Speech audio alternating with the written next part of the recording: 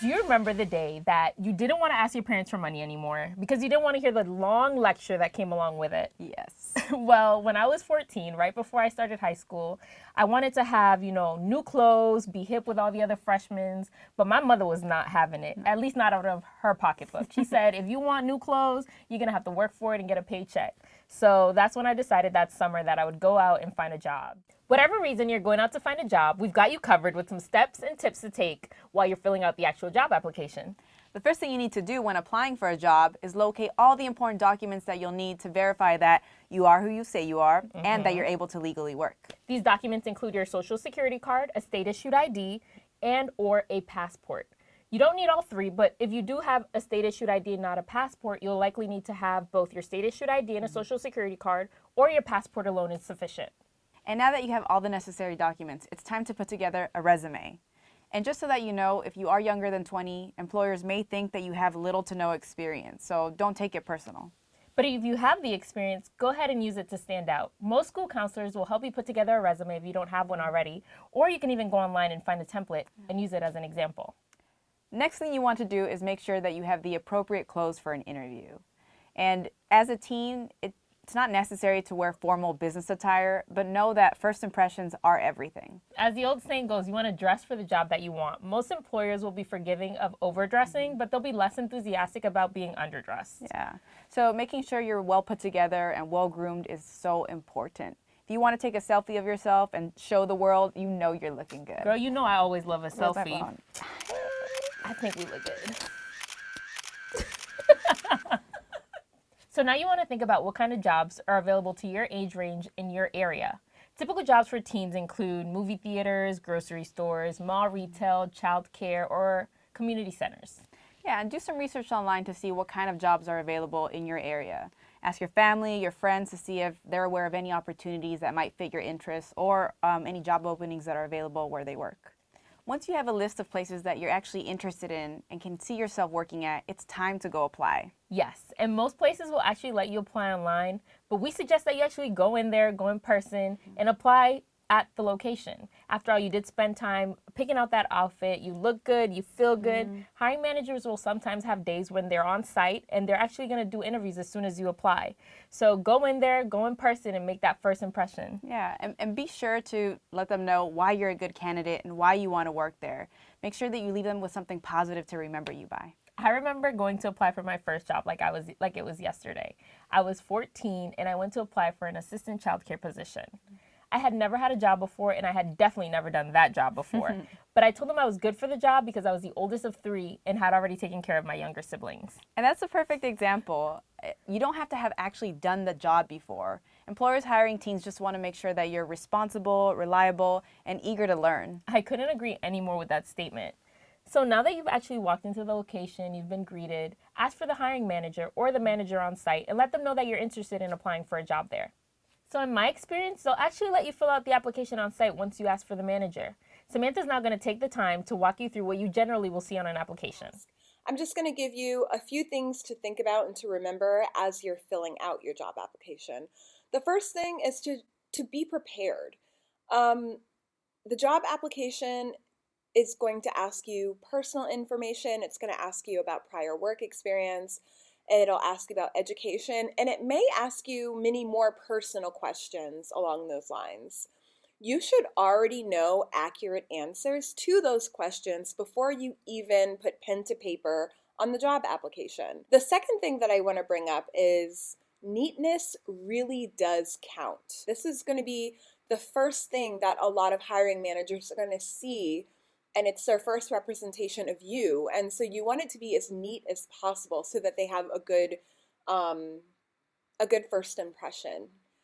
And then the last thing before we jump into the actual job application is if you don't have a response to a particular answer or a response doesn't apply to you, always mark that section with the letters NA in all caps. And basically NA stands for not applicable. And basically what that's going to do is it lets the person who's reviewing your job application know that you didn't just miss a response. It lets them know that yes, you looked at that question and it just doesn't apply to you. And so you're responding saying this doesn't apply to me. Okay, so let's jump into the mock job application. So the first section that we're looking at is for all of your personal information. And so a lot of this stuff you should know. There's just a few areas that I really want to emphasize. Number one, on this whole application, always be honest, always be accurate, no matter what. But a few areas that I really want to emphasize. The question where it asks, have you been convicted of a felony or been incarcerated in connection with a felony in the past 7 years? Please be honest with that, and then it'll ask you if yes, explain. Put a very quick summary of what the situation was if you were convicted of a felony or you've been incarcerated in connection with a felony in the past 7 years. If you haven't, put no, you're all set, but I just really want to stress that if you put no, and the fact is that you have, when they do a background check on you and that comes up, it's going to look a lot worse if you had lied on your application versus if you were honest about it and explained it in the first place. So that's one thing. The other thing that I want to emphasize in this section is the expected hourly rate. So with this section, do your research. You don't want to put an hourly rate that is way too high for the role you're applying for or way too low. You want to be right within the range, and of course put down what you expect, but just make sure that it's in the range that makes sense for the role you're applying for. Okay, so moving right along to prior work experience. So in this section, I just want to re-emphasize that when it comes to listing out what you were paid at past jobs, be honest.